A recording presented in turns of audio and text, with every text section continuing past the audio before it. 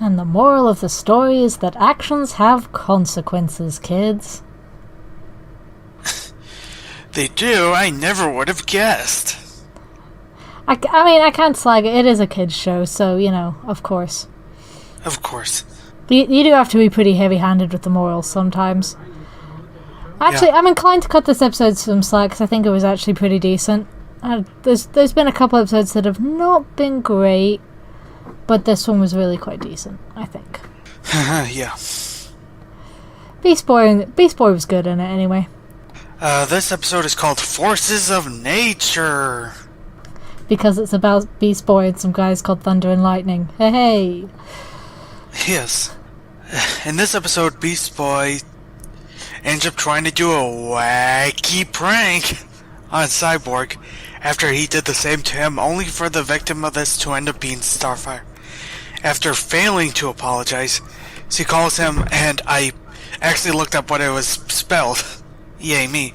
A Chlorbag Vorblernauk. Vorblernauk? Any guesses about what that means aside from just something obscene? It's not just normal obscene, it's alien obscene. It's space obscene. Space swearing. Ugh. Well, regardless, afterwards, the Titans end up on a bridge fighting these villains named Thunder and Lightning that are seemingly actual personifications of Thunder and Lightning. These two are having fun causing destruction, but after a while they leave because the Titans are just ruining their fun, basically. Starfire and Beast Boy try to go after them, and Beast Boy continues to try to make up for it in the lousiest non-ways possible. When they attack again, just when Beast Boy is starting to get through to Thunder about the destruction they're causing, an old man uses some bizarre advanced technology to destroy the structures of the area and send all this rubble towards Beast Boy and Starfire. Beast Boy is able to escape by turning into a tiny spider, but he desperately looks for Starfire while apologizing. Because he actually decided to apologize, Starfire accepts his apology and his ability to... Wait, what did I write it like this? Starfire accepts his apology and his ability to turn into a kitten. I'm not sure how those... That's not how... Well, he did try to use the kitten thing to get her to, forgive him because kittens are adorable. And it's a fairly sound tactic, to be fair.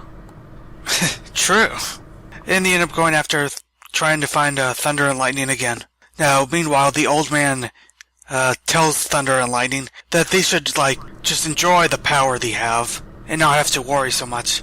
He gets them to enjoy destroying some wooden train dolls that can be set on fire, but because of the symbols on it, at least I think so, the fire caused by them lets him summon a giant flaming skeleton monster of death to burn the forest and eventually the city. I think it was more to do with the arrangement of the stuff they were setting on fire, so stuff was set on fire in a very particular pattern. I think that was it anyway. To, create Fire Golem of Death was the main point.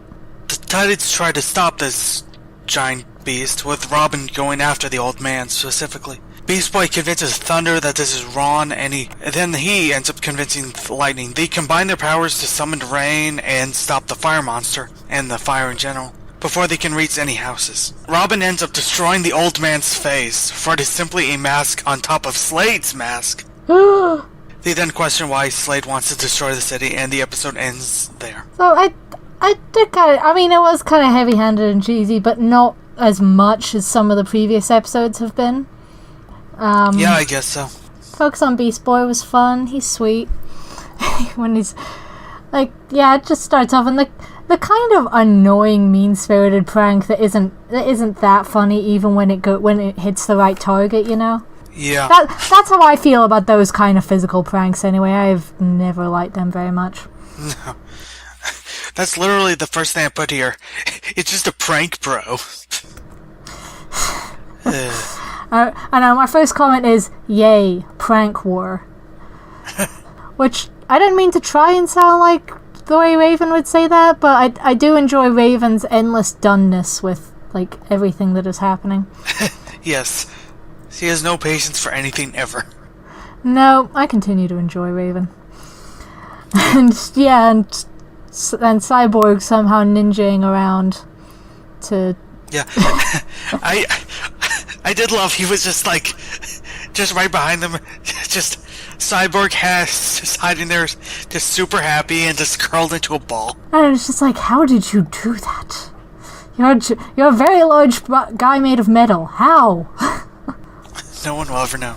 Oh, and then poor Starfire, when she gets hit by it, she thinks, is this punishment? Have I done something wrong? And you're just like, oh, no, baby, no. Poor child, that's not what it is. Starfire is the latest cartoon character that is too precious for this world. She is the latest cartoon character that I am adopting. She is my child now. Maybe my favorite part of the episode was right at the beginning when they had Thunder and Lightning like do the sort of cool they had their mad scientist moment when they're in the clouds. Yeah. I always love that fact when they have the gods just in the clouds just doing their shit. It really did look like they were having a mad scientist moment. That's what I thought was going on at first, that we'd have some mad scientists to fight this time. But yeah, it's just adolescents with superpowers, basically. Yeah. Are they just like physical personifications of thunder and lightning? That's right. What I put right here. If they are literally thunder and lightning, will that mess up the whole world if they're defeated and locked up? The main frustrating thing about it is that every time I say their name, the urge to sing Thunderbolts and Lightning, very, very frightening me, is overwhelming. And I like to think I'm better than that. It's overwhelming.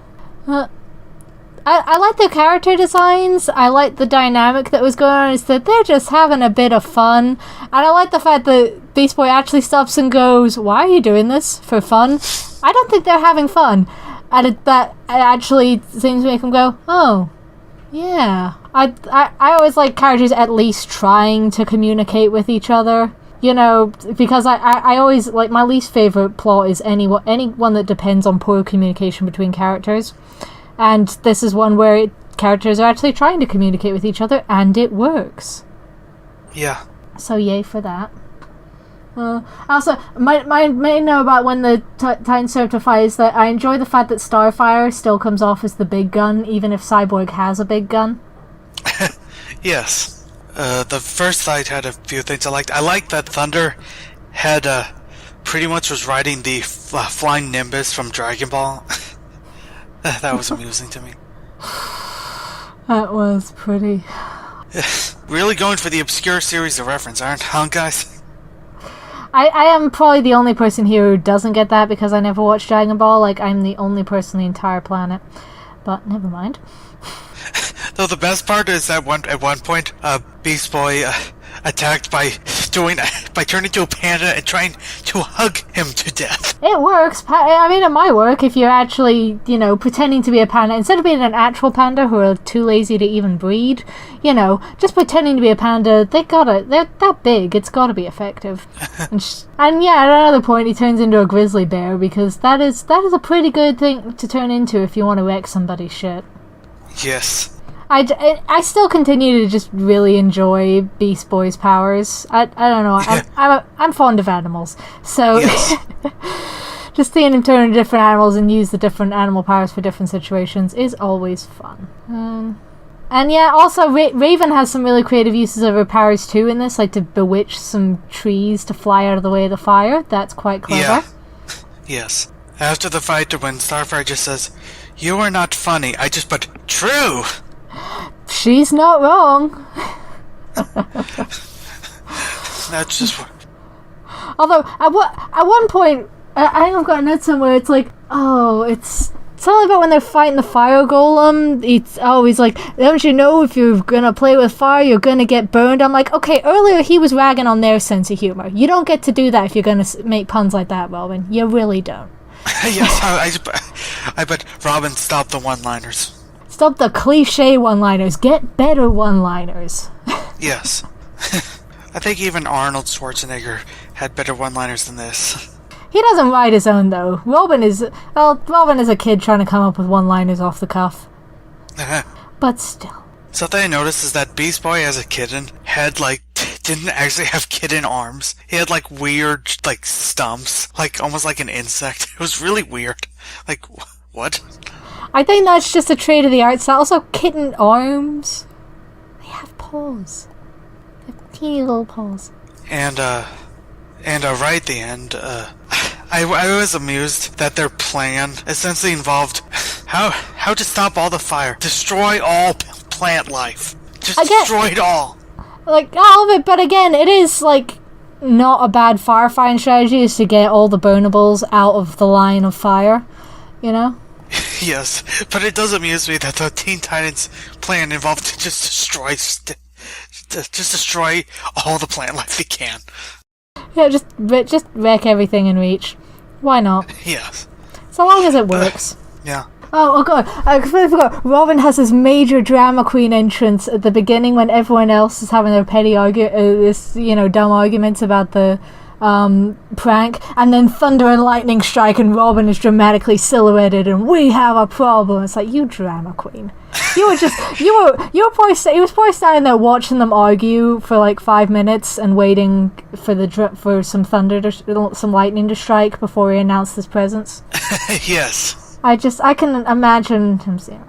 I will say I can't rag on much because I am getting quite fond of the characters. I am, which is, I've said this very many times, but it's always a big thing for me is like, do I like the characters? That says a lot about whether or not I'm going to like the show, is whether or not I hate the characters. Because I can forgive a lot of cheesy, crappy plots for good characters that I love. Yes. So yeah, I liked Beast Boy playing out of his powers this episode. Slade being shady. Yeah, they did that thing where they basically only show you his there's a creepy old dude who turns up. They'll only ever show it making one of his eyes visible. I wonder what that could mean. Oh, who knows?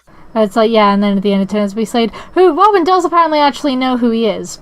So I'm curious for like the backstory explanation of how he knows him and why.